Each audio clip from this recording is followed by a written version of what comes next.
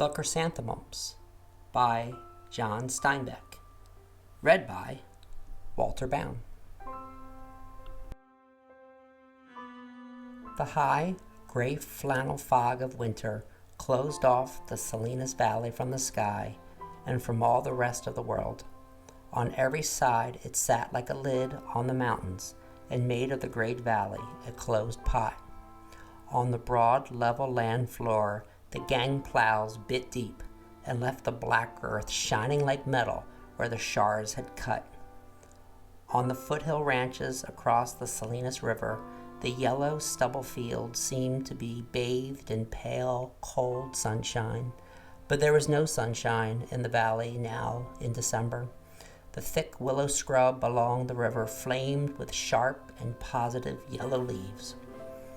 It was a time of quiet and of waiting. The air was cold and tender.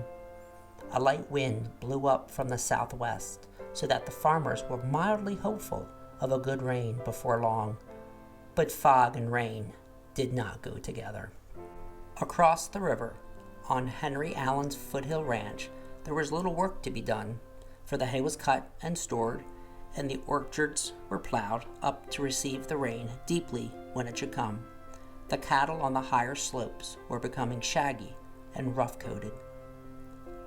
Elisa Allen, working in her flower garden, looked down across the yard and saw Henry, her husband, talking to two men in business suits. The three of them stood by the tractor shed, each man with one foot on the side of the little Fordson. They smoked cigarettes and studied the machine as they talked. Elisa watched them for a moment and then went back to her work. She was 35. Her face was lean and strong, and her eyes were as clear as water. Her figure looked blocked and heavy in her gardening costume. A man's black hat pulled low down over her eyes, clodhopper shoes, a figured print dress, almost completely covered by a big corduroy apron with 4 big pockets to hold the snips, the trowel, and the scratcher, the seeds and the knife she worked with. She wore heavy leather gloves to protect her hands while she worked. She was cutting down the old year's chrysanthemum stalks with a pair of short and powerful scissors. She looked down toward the men by the tractor shed now and then. Her face was eager and mature and handsome. Even her work with the scissors was over-eager, over-powerful. The chrysanthemum stems seemed too small and easy for her energy. She brushed a cloud of hair out of her eyes with the back of her glove and left a smudge of earth on her cheek in doing it. Behind her stood the neat white farm house with red geraniums close banked around it as high as the windows. It was a hard-swept-looking little house with hard polished windows and a clean mud mat on the front steps. Elisa cast another glance toward the tractor shed. The strangers were getting into their Ford coupe. She took off a glove and put her strong fingers down into the forest of new green chrysanthemum sprouts that were growing around the old roots. She spread the leaves and looked down among the close-growing stems. No aphids were there, no sow-bugs or snails or cutworms. Her terrier fingers destroyed such pests before they could get started. Elisa started at the sound of her husband's voice. He had come near quietly, and he leaned over the wire fence that protected her flower garden from cattle and dogs and chickens. "At it again," he said. "You got a strong new crop coming." Elisa straightened her back and pulled on the gardening glove again. "Yes, they'll be strong this coming year." In her tone and on her face, there was a little smugness. "You got a gift with things," Henry observed. "Some of those yellow chrysanthemums you had this year were 10 inches across. I wish you'd work out in the orchard and raise some apples that big." Her eyes sharpened. "Maybe I could do it too. I've a gift with things, all right. My mother had it. She could stick anything in the ground and make it grow. She said it was having planter's hands that knew how to do it. Well, "It sure works with flowers," he said. "Henry, who are those men you were talking to?" "Oh, why, sure, that's what I came to tell you. They were from the Western Meat Company. I sold those 30 head of 3-year-old steers. Got nearly my own price, too." "Good," she said.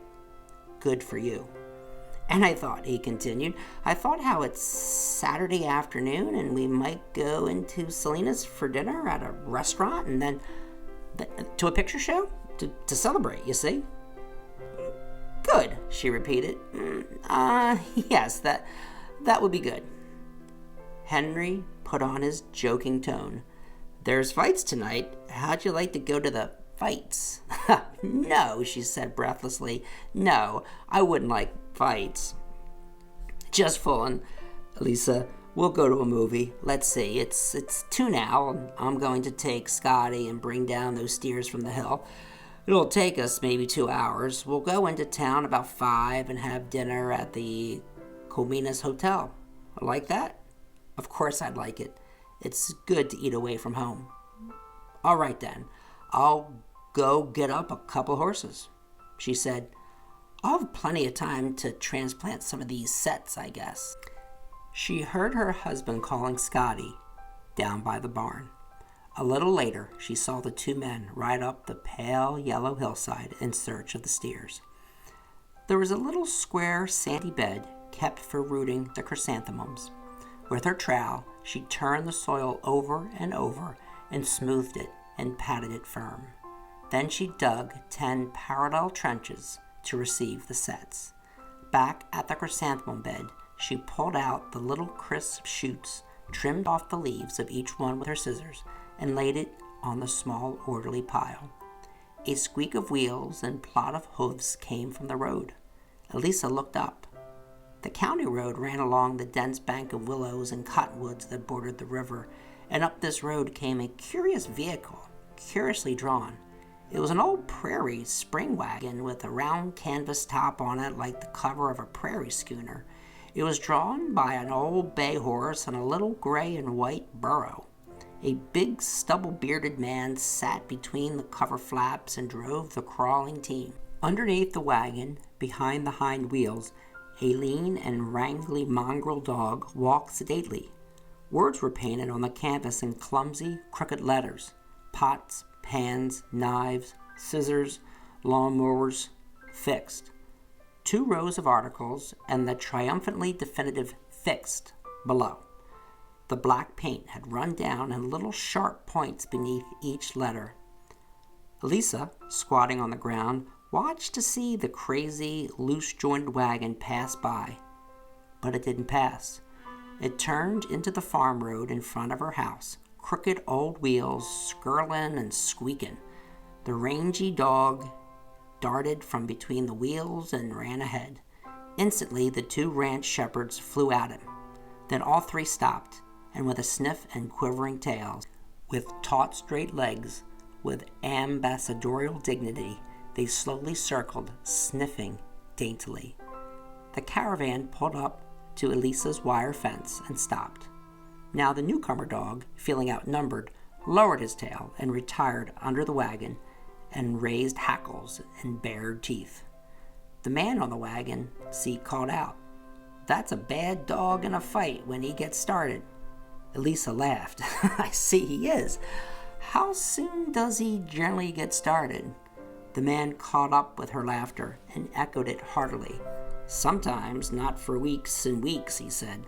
He climbed stiffly down over the wheel. The horse and the donkey drooped like unwatered flowers. Elisa saw that he was a very big man. Although his hair and beard were graying, he did not look old. His worn black suit was wrinkled and spotted with grease. The laughter had disappeared from his face and eyes the moment his laughing voice ceased. His eyes were dark, and they were full of the brooding that gets in the eyes of teamsters and of sailors. The calloused hands he rested on the wire fence were cracked, and every crack was a black line. He took off his battered hat. "I'm off my general road, ma'am," he said. "Does this dirt road cut over across the river to Los Angeles Highway?" Elisa stood up and shoved the thick scissors in her apron pocket. Well, yes, it does, but it winds around and then fords the river. I don't think your team could pull through the sand. He replied with some asperity. It might surprise you what them beasts can pull through. When they get started, she asked. He smiled for a second. Yes, when they get started. Well, said Elisa, I think you'll save time if you go back to Selena's road and pick up the highway there. He drew a big finger down the chicken wire and made it sing. I ain't in a hurry, ma'am. I go from Seattle to San Diego and come back every year. Takes all my time, about 6 months each way. I aim to follow nice weather. Elisa took off her gloves and stuffed them in an apron pocket with the scissors. She touched the under edge of her man's hat, searching for fugitive hairs. That sounds like a nice way to live, she said. He leaned confidentially over the fence. Maybe you noticed the writing on my wagon? I meant pots and sharpened knives and scissors. You got any of those things to do? Oh, no, she said quickly. Nothing like that. Her eyes hardened with resistance. Scissors is the worst thing, he explained. Most people just ruin scissors trying to sharpen them. But I know how. I got a special tool. It's a little bobbit kind of thing, and patented. But it sure does the trick. No, my scissors are all sharp. All right, then. Take a pot, he continued earnestly. A bent pot or a pot with a hole, I can make it like new so you don't have to buy no new ones. That's a saving for you.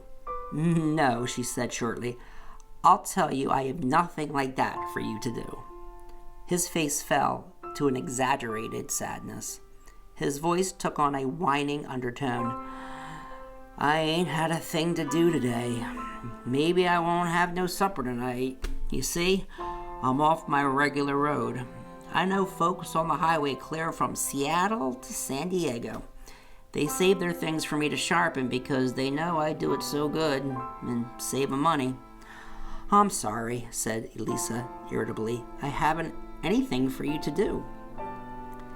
His eyes left her face and fell to searching the ground. They roamed about until they came to the chrysanthemum bed where she had been working. What's them plants, ma'am? The irritation and resistance melted from Elisa's face. Oh, those are chrysanthemums, giant whites and yellows. I raise them every year, bigger than anybody around here. Kind of a long-stemmed flower? Looks like a quick puff of colored smoke, he asked. That's it. What a nice way to describe them. They smell kind of nasty till you get used to them, he said. It's a good bitter smell, she retorted. Not nasty at all.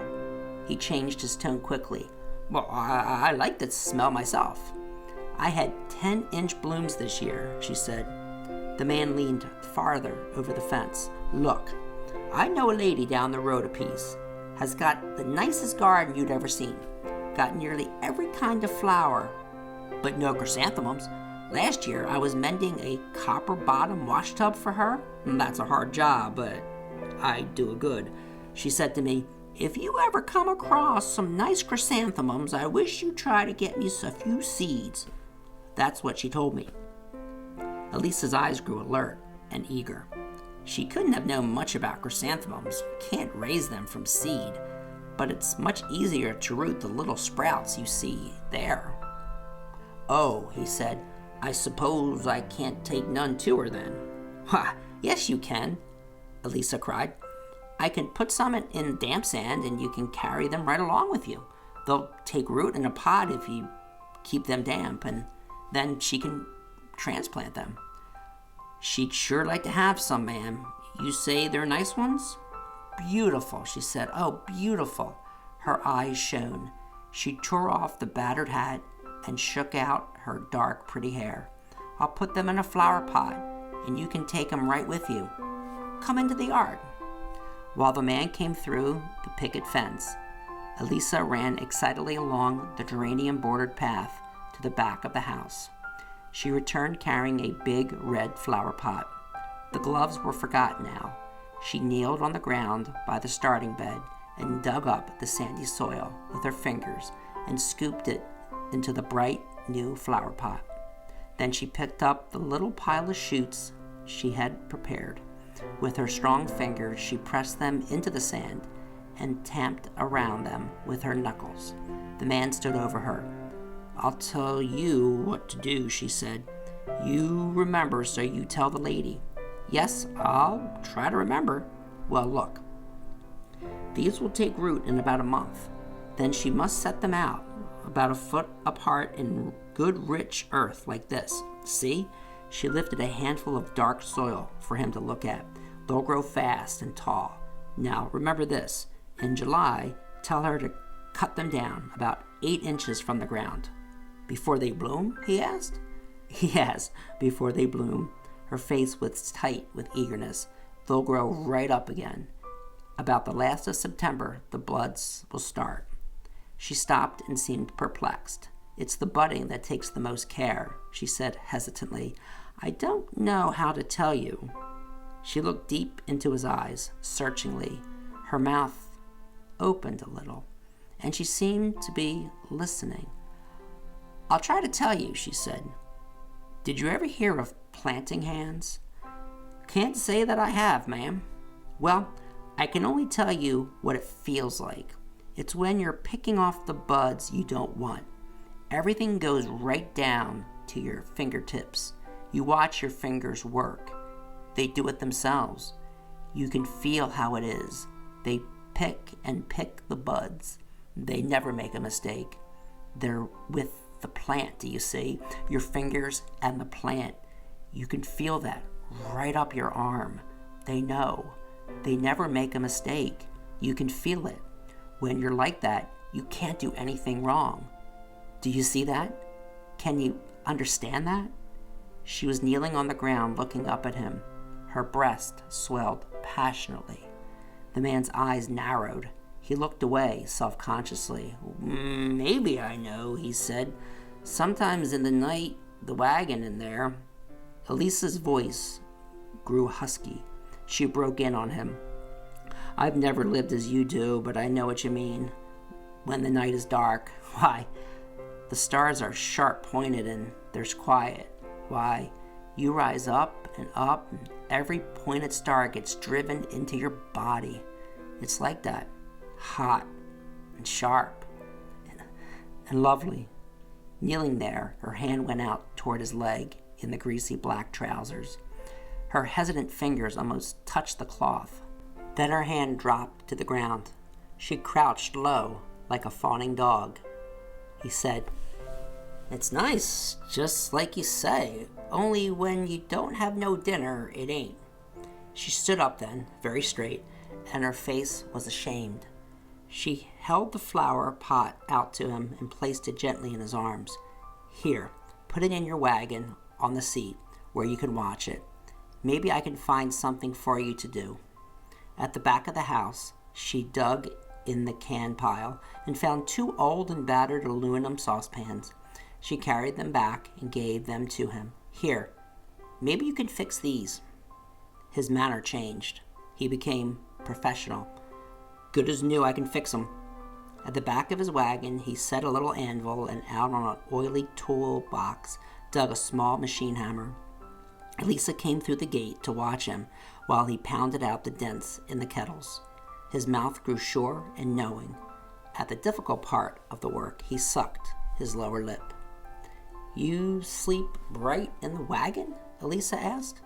"Right in the wagon, ma'am. Rain or shine, I'm dry as a cow in there." "Must be nice," she said. "Must be very nice. I wish women could do such things." "It ain't the right kind of life for a woman." Her upper lip raised a little, showing her teeth. "How do you know?" "How can you tell?" she said. "Well, I don't know, ma'am," he protested. "Of course, I don't know. Now, here's your kettles done. You don't have to buy no new ones." "How much?" 50 cents will do you. I'll keep my prices down and my work good. That's how I have all them satisfied customers up and down the highway." Elisa brought him a 50-cent piece from the house and dropped it in his hand. You might be surprised to have a rival sometime. I can sharpen scissors too, and I could beat dents out of little pots. I could show you what a woman might do. He put his hammer back in the oily box and shoved the little anvil out of sight. It might be a lonely life for a woman, ma'am, and a scary life too, with animals creeping under the wagon all night. He climbed over the single tree, steadying himself with a hand on the burro's white rump. He settled himself in the seat, picked up the lines. Thank you kindly, ma'am, he said. I'll do like you told me. I'll go back and catch the Salinas Road. Mind, she called, if you're long in getting there, keep the sand damp. Sand, ma'am? Sand? Oh, sure, you mean around the chrysanthemums. Sure I will. He clicked his tongue. The beast leaned luxuriously into their collars. The mongrel dog took his place between the back wheels. The wagon turned and crawled out the entrance road and back the way it had come, along the river. Elisa stood in front of her wire fence, watching the slow progress of the caravan. Her shoulders were straight, her head thrown back, her eyes half closed, so that the scene came vaguely into them. Her lips moved silently, forming the words, "Goodbye. Goodbye." Then she whispered, "That's a bright direction. There's a glowing there." The sound of her whisper startled her. She shook herself free and looked about to see whether anyone had been listening. Only the dogs had heard. They lifted their heads toward her from their sleeping in the dust, and they stretched out their chins and settled asleep again. Elisa turned and ran hurriedly into the house. In the kitchen, she reached behind the stove and felt the water tank. It was full of hot water for the noonday cooking. In the bathroom, she tore off her soiled clothes and flung them into the corner, and then she scrubbed herself with a little block of pumice. Legs and thighs, loins and chest and arms, under her skin was scratched and red. When she had dried herself, she stood in front of the mirror in her bedroom and looked at her body. She tightened her stomach and threw out her chest. She turned and looked over her shoulder at her back. After a while, she began to dress. Slowly, she put on her newest underclothing and her nicest stockings and the dress, which was the symbol of her prettiness. She worked carefully on her hair, penciled her eyebrows, and rouged her lips. Before she was finished, she heard the little thunder of hoofs and shouts of Henry and his helper as they drove the red steers into the corral. She heard the gate bang shut and set herself for Henry's arrival. His steps sounded on the porch. He entered the house calling, "Elisa, where are you?" "In my room dressing. I'm not ready. There's hot water for your bath. Hurry up, it's getting late." When she heard him splashing in the tub, Elisa laid his dark suit on the bed, and shirt and socks and tie beside it. She stood his polished shoes on the floor beside the bed. Then she went to the porch and sat primly and stiffly down. She looked toward the river road where the willow line was still yellow with frosted leaves, so that under the high gray fog they seemed a thin band of sunshine. This was the only color in the gray afternoon. She sat unmoving for a long time. Her eyes blinked rarely. Henry came banging out the door, shoving his tie inside his vest as he came.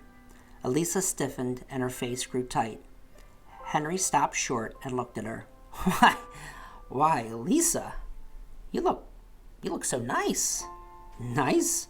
You think I look nice? What do you mean by nice?" Henry blundered on. I don't know. I mean, you look different, strong, and happy." I am strong?" "Yes, strong." "What do you mean strong?" He looked bewildered. "You playing some kind of game?" he said helplessly. "It's kind of a play. You look strong enough to break a calf over your knee, happy enough to eat it like a watermelon." For a second, she lost her rigidity. "Henry, don't talk like that. You didn't know what you said." She grew complete again. "I'm strong," she boasted. "I never knew before how strong." Henry looked down toward the tractor shed, and when he brought his eyes back to her, they were his own again. "I'll get out the car. You can put on your coat while I'm starting." Elisa went into the house. She heard him drive to the gate and idle down his motor, and then she took a long time to put on her hat.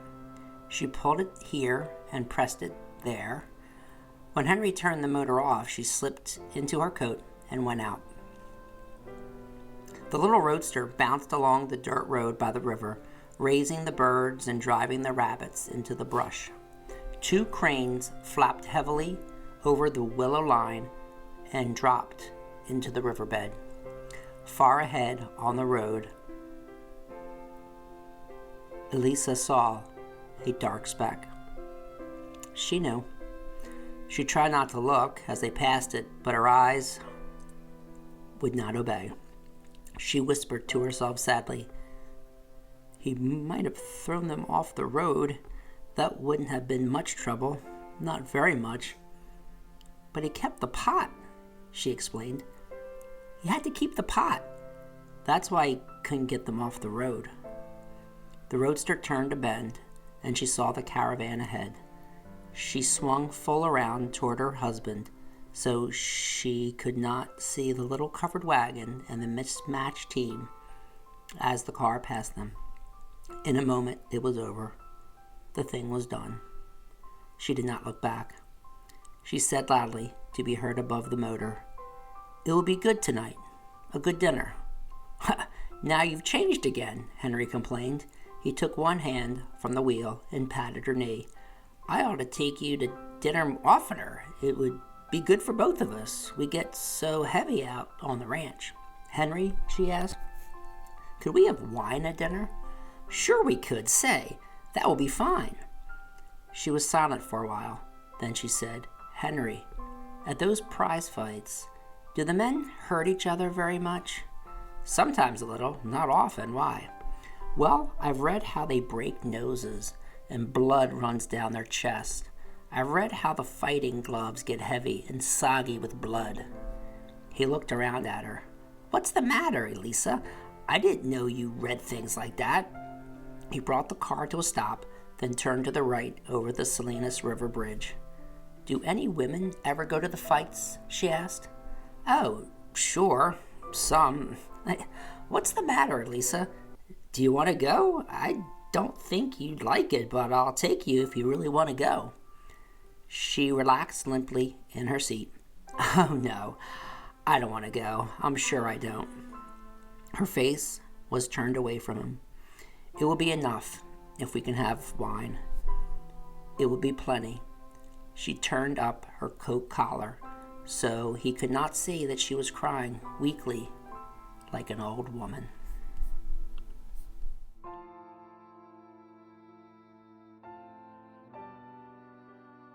I would love for you to subscribe to my channel